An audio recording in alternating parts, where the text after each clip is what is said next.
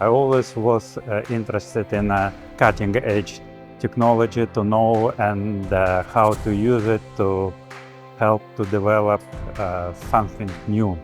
So this is what inspires me all the time.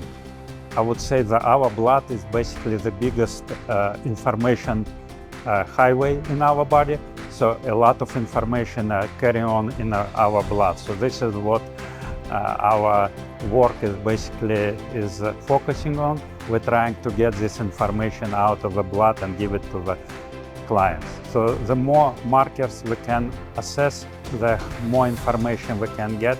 So this become apparent that it was need for these machines that can analyze 20 parameters. You can adjust it to specific needs of the whatever company or lab trying to achieve, trying to find.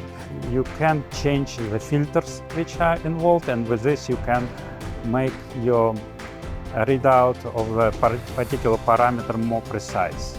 So this stability of the flow and fluidic system which is here was allowed us to acquire samples from the whole plate, and which takes like 3-4 hours, and you don't want anything happens to this. So this is what was a big advancement with those machines that allow us to work with that many samples and analyze that many parameters.